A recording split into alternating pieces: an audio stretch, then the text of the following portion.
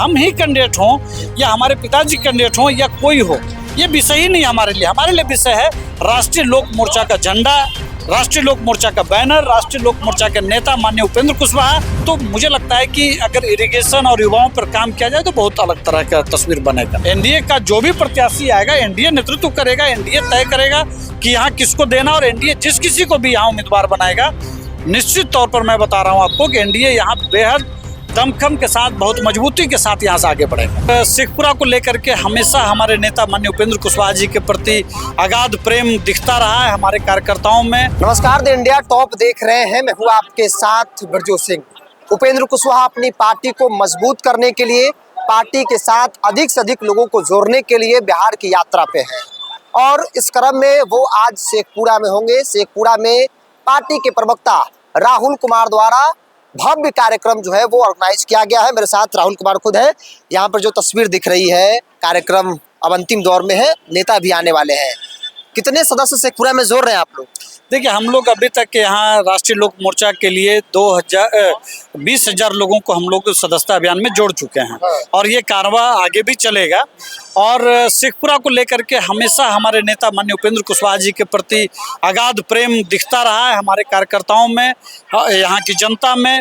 जब से राष्ट्रीय लोक मोर्चा का गठन हुआ है, ये तीसरा कार्यक्रम है। पहले उन्होंने नमन यात्रा किया था, उसके बाद एक जिला सम्मेलन हुआ था और पिछले दोनों कार्यक्रम में जबरदस्त उनका यहाँ पर रिस्पांस मिला था, उनका समर्थन उनको यहाँ पर मिला था।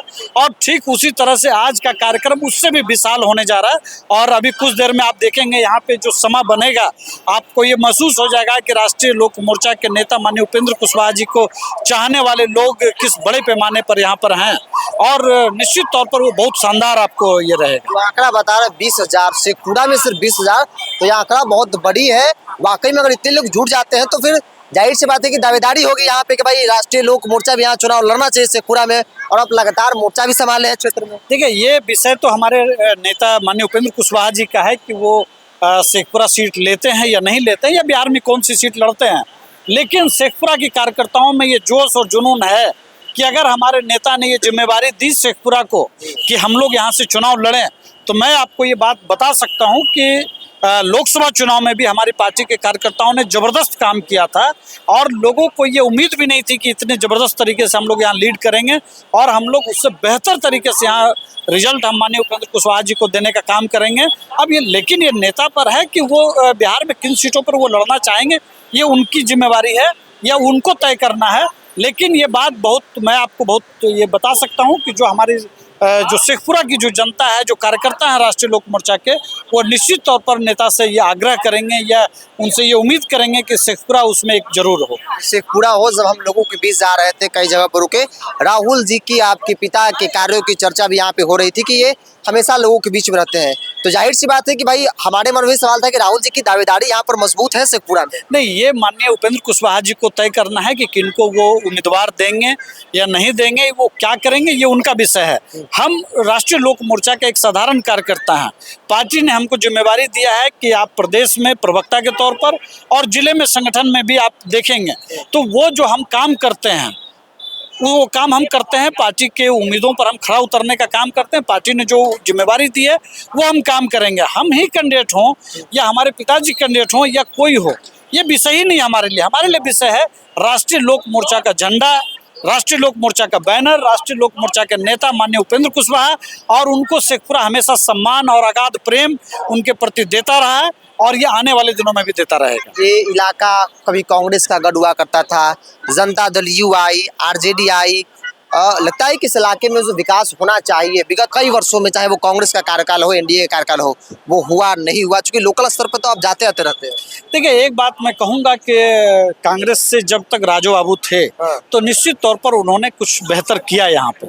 उसके बाद कई स्तरों पर कुछ काम हुआ, लेकिन अगर मैं पिछले 4-5 साल की बात मैं करूं तो बिहार में शेखपुरा का जो नाम था, जो एक कहिए कि इसका अपना एक गुलशन फैलता था, एक सुगंध फैलती थी शेखपुरा की, निश्चित तौर पर उसमें बहुत ह्रास हुआ है।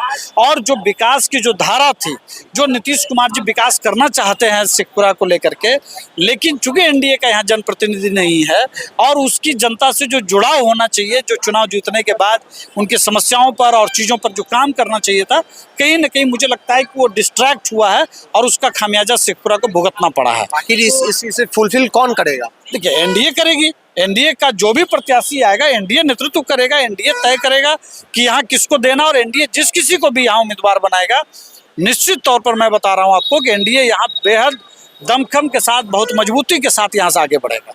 लोकल स्तर पर मुद्दे क्या हैं जो शेखपुरा के लिए एक बड़ी चुनौती है? लोग चाहते हैं कि भाई इसका निदान होना चाहिए। देखिए, शेखपुरा के अंदर पहाड़ बहुत बड़ा विषय है और हम लोग चाहते हैं कि यहाँ पहाड़ों का जो उत्खनन होता है तो उसमें लोगों की भलाई को भी ध्यान रखा जाए। दूसरा, पहाड़ की वजह से सिंचाई की बहुत दिक्कत है, तो यहाँ पर एक प्रयास हो कि भाई सिंचाई को लेकर के यहाँ जो रकबा है वो हमेशा सूखा, और दक्षिण बिहार का जो एक मसला होता है कि सूखा है, तो वो भी एक समस्या है यहाँ पर। पलायन एक विषय तो है ही, तो अगर यहाँ पे जनप्रतिनिधि ऐसा हो जो यहाँ की मिट्टी में रचा बसा हो, तो निश्चित तौर पर शेखपुरा को सुनेगा, समझेगा और शेखपुरा को जो चाहिए वो उसके लिए प्लान करेगा। और जब ये होगा तो निश्चित तौर पर एक अलग तरह की तस्वीर शेखपुरा में दिखाई पड़ेगी। यहाँ पे मेडिकल कॉलेज की ज़रूरत है, यहाँ पे कई और संस्थानों की ज़रूरत है, यहाँ पे प्याज की खेती बहुत ज़बरदस्त होती है, उसको लेकर के यहाँ पे रिसर्च सेंटर खोलने की ज़रूरत है। तो इस तरह से अगर देखेंगे तो कृषि आधारित भी कई संभावनाएं हैं, चिकित्सा के क्षेत्र में संभावनाएं हैं।